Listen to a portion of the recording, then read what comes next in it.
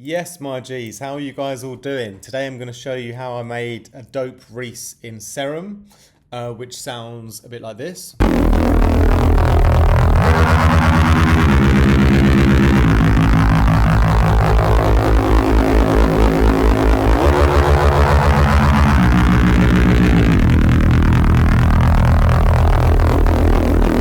Alright, in Serum 2 I should say, sorry.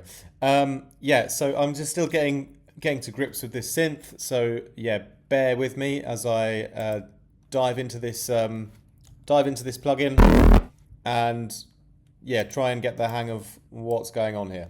Alright, so cool Reese sound though, one of the nicest sounds I've made so far. So let's break it down, shall we?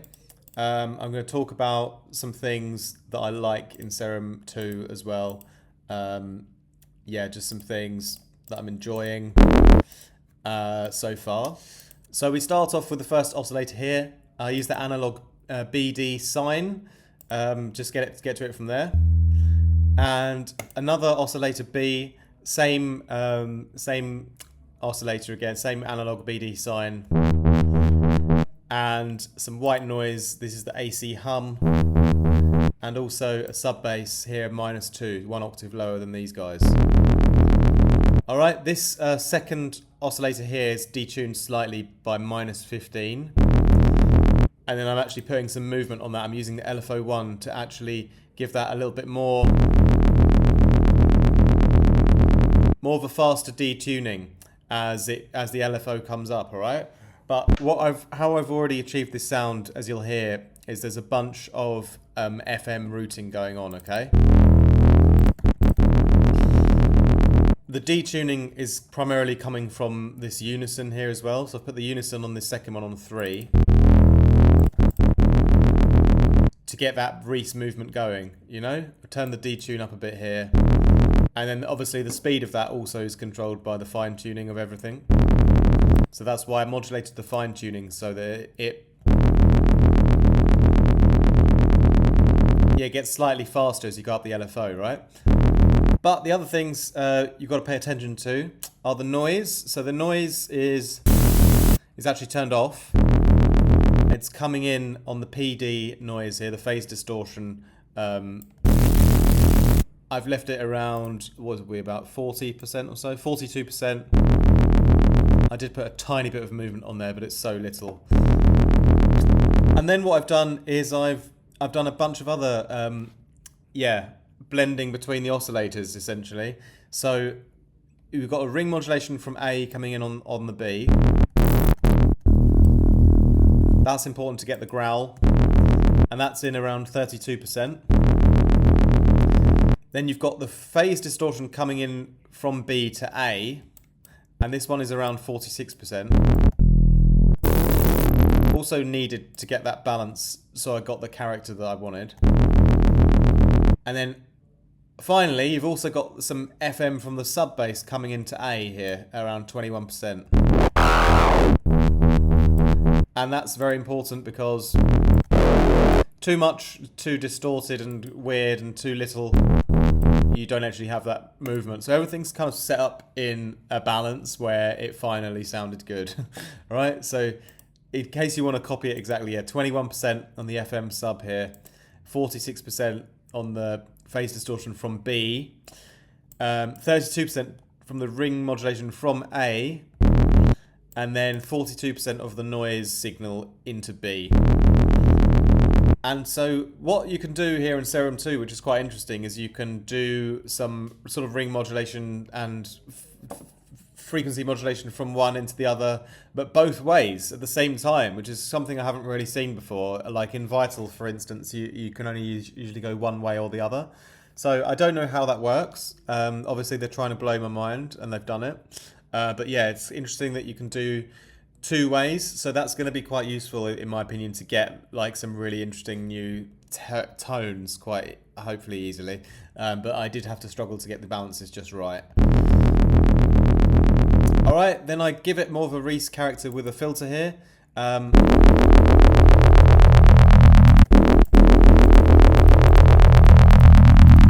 I'm actually just running the oscillator A through it. And it's a notch filter 24 driven up a bit, and the the cutoff starts around 105 and then it goes up sort of where is it, around 700 maybe, something like that, and then that's just sweeping up and down slowly on the LFO.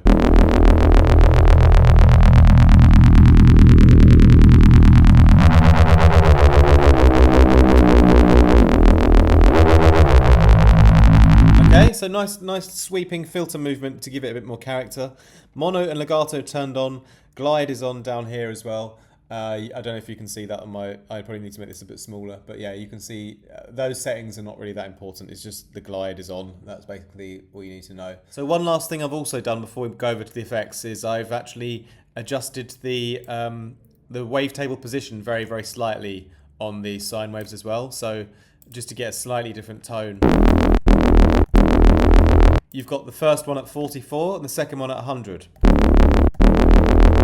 Okay, and the randomization on the phase is turned off and they're both at 180 to begin with, right? Yeah, that's everything from this page. So over to the effects now. I'm going to tell you a few things that I've learned so far, things that I like, things that I don't like so much. I've noticed with the Serum distortion, it's not quite as good as the Vital or Faceplant one in my opinion. But it's close, and there's ways that you can make it work.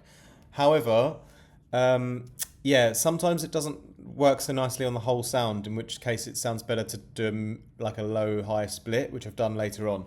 But in this case, the first distortion on everything was pretty good. Like, I did quite enjoy that on everything. So my drive is around 50%. 52% to be precise, and I've used the overdrive with stack at 1, and the overdrive one is probably my favourite so far.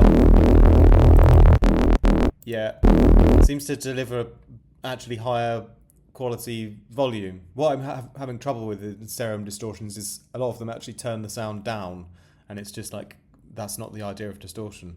But this one seems to work quite well. Next, the convolve. This is something I really like in the Serum 2. This sounds really good, and I particularly like this digital gated setting in the short factory folder.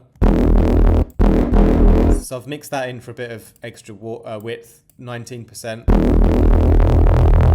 Then we've got the hyper dimension, and what I found with this is I typically don't really like how the hyper sounds on a lot of patches so far.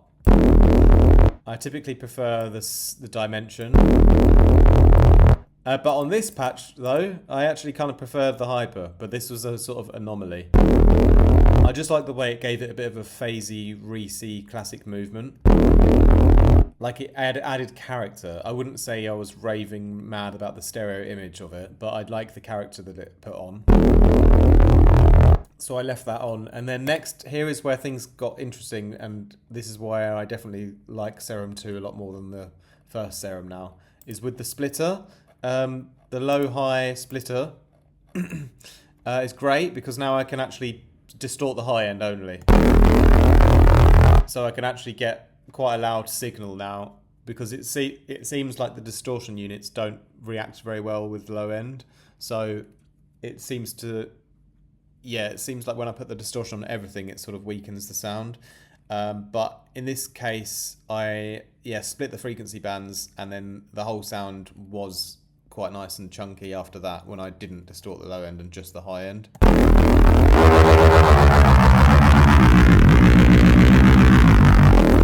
This is probably my favourite feature so far, is the multiband distortion, to be fair. So I've done it around just under 1000. And then I've just distorted the highs with the soft saturation up quite high, about 88%. But I mixed it in actually a little lower, 44%. But yeah, that one really brings the whole sound to life. Like, that's kind of the key thing here. At this point, I was already really happy because it made such a big difference, so I kind of stopped there. But yeah, that's the dope Reese.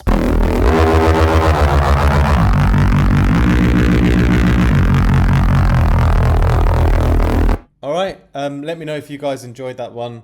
Let me know if you think I should make some more Serum tutorials as I sort of just get to grips with Serum 2 and learn as I go. You know. But yeah, we've got some cool features. There's a lot of things that I'm still getting to grips with, like the ARP and stuff like that. But seems to be working quite nicely so far. Um, Big fan of the notch filter sound. That's quite nice when you drive it up. Um, yeah, I'm interested in what combinations I can come up with the FM routings now. That there's sort of that you can go both ways. That's very interesting. And yeah, still got to find which effects I like the most, but definitely splitting the low high and distorting the high end is a winner so far. All right, so that's my tutorial for Serum 2 for today. Hope you guys enjoyed it. Yeah, that's it for me today. May I remind you as well, if you would like to have any production lessons with me, you can book in downstairs via the links below. Best way to level up your sound at speed is to book lessons with me. And then when you're not having a lesson with me, the best thing to do is to hop into my Discord via Patreon. Links for that also down below, because you can get group feedback from the others. You can be part of a vibrant, buzzing community. You can get feedback on your tracks as well. Also on our live feedback streams. We have ones per month. And finally, if you guys want some Vital presets, I've got a brand new pack out called Shadow Zone. Really proud of that one. There's some absolutely excellent patches in there. Capable to use it with the free version of Vital, of course. And yeah, so go and grab yourself Shadow Zone. And we got a bunch of old school Vital and Faceplant banks up on the site as well. So go and check those out. Finally, if you guys want any mixing and mastering done, you can hit me up via email, info@artifactmusic.com. And also, if you'd like me to DJ in a shopping centre near you, hit me up via email for that. All right, my G's. Much love. More from me very soon. Ciao, ciao.